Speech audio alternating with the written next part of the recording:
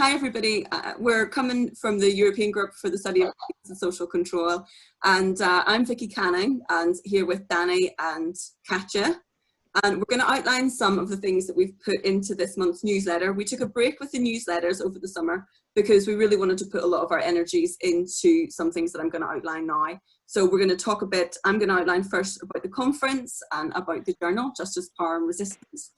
And Katja's going to pick up and talk a bit about the European Group name and also the website, which she's been trying to work on sorting. And then Danny is going to give us a bit of an outline about what we were doing with the information on COVID-19 and social controls and legislation changes, but also some ideas that we've had about potentially developing a Zoom webinar series. So I'm the person coming with the bad news at the start, and that is that we have taken the decision collectively with the group or with our colleagues in Turin that we will not be pursuing running the conference in December. So we had suspended with the hope that we would be able to reconvene the first or second week in December.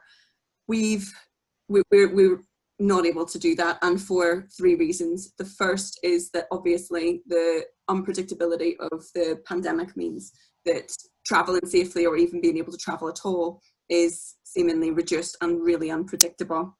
The second is that while so much is going on and there's so many changes and extra pressures for caring, people caring at home, but also shifts to online teaching, etc., is that it seems unfeasible and unfair to put extra pressures that may not even be able to go ahead on both the steering or the conference steering committee, but also the working group coordinators who would have to do a lot of work as well.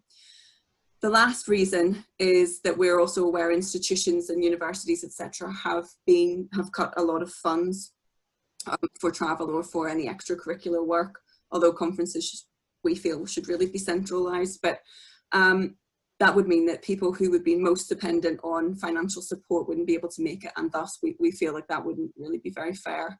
But with that said, we can't convey how sad we are that we're not going to be able to convene this year, and knowing that we would be meeting in Turin, coming into September and very, very soon, and that we're not able to, really as a reminder that we're going to miss the conference, and especially miss seeing everybody and learning so much from everybody, and re-establishing and developing friendships and new friendships. So we're all pretty sad about that, but we just think what's safest and also what's most feasible for our colleagues in Turin.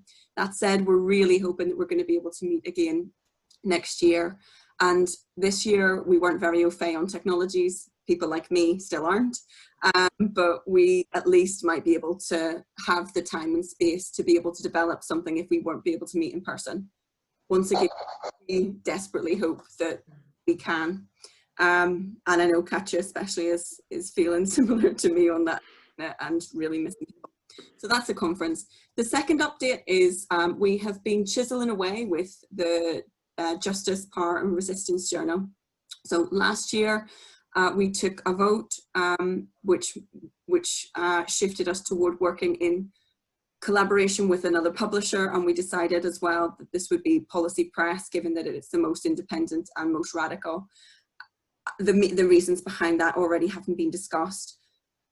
So we want to thank, first of all, the people who've been involved to this point, and that has also included the former editors, which has been Monish Bhatia and Patrick Williams, who've done a great job of getting us here.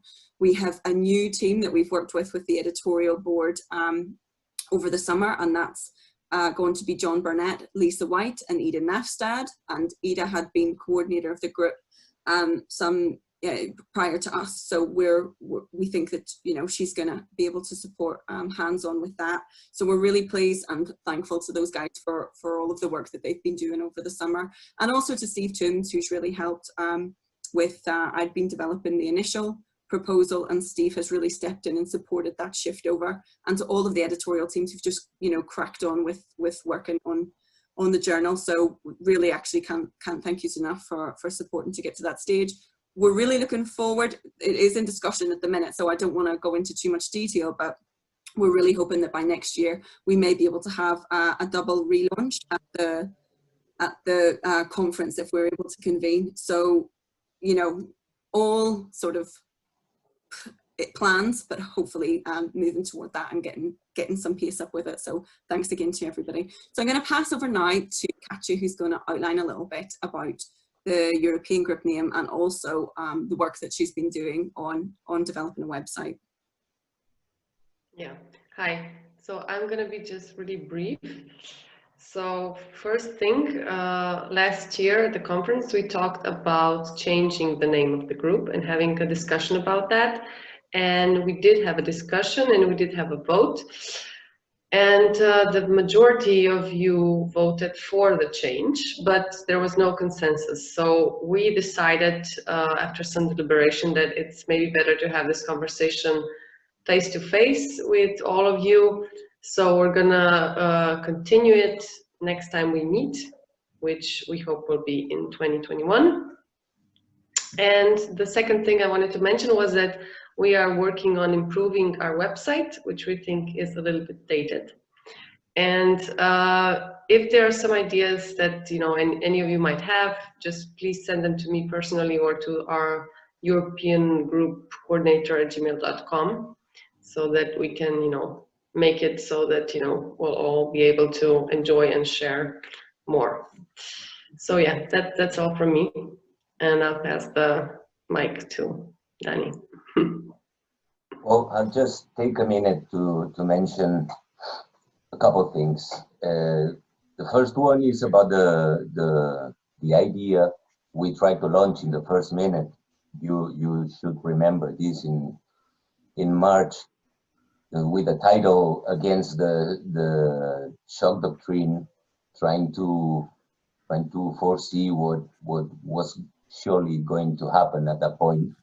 And there was some feedback, obviously not the big feedback we should have, we wished, but the situation was weird, crazy, and bad enough for most of us, and we understand that. But also related to the work of State Watch, we received some feedback regarding the first reaction of some states in the areas that the European group has its work. So this feedback from these countries will be published in a couple of days, more or less, in the website. I mean, more or less when the newsletter is released as well. And I insist it's about examples from different countries about the reactions of the states in terms of social control and so on. The second one is related to this, and it's about the invitation we must insist in sharing about all of you for any idea, any project, now it's called webinar, yeah, comrades. I don't like that word, but it's something we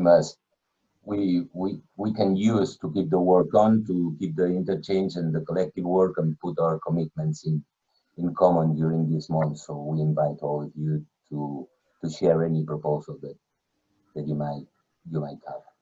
So I think this is all. Yeah, I mean, on that is that there was loads of formats we were thinking, maybe rejuvenate some of the panels that were last year, as an example, at the conference. For example, some of the working group panels or whatever. Really, as Danny likes to say, if you make it, eat it. But so if you have good ideas and you want to take and lead that yourself, get in touch. But if you do need support or have any ideas, you can contact us. But also the working group coordinators, who are obviously the really on the ball people in the specific field. So all their information's on the website as well. And we just think it would be really good. These are, I hate this phrase, but these are exceptional times. They certainly are exceptional times. But there are also times where I feel like, these, and I'm sure everyone will too, it's whenever we really need to be thinking sort of critically and not silenced and not silencing ourselves. So the more that we're able to do that, I think that would be great. We can see that certain members, as you'll see from the group, two members have been under a kind of silencing process by in Sweden, and we've responded to that with a statement of support. I think that that's also something that a lot of us are experiencing more broadly, and especially as we move toward both toward increases in kinds of social controls, but also the other impacts of pandemics, you know, isolation, monotony, you know, all these kinds of other problems, lack of autonomy, all this sort of stuff. So there's many ways that we can start to develop that now, hopefully. So, you know, give us a shout if you have some ideas.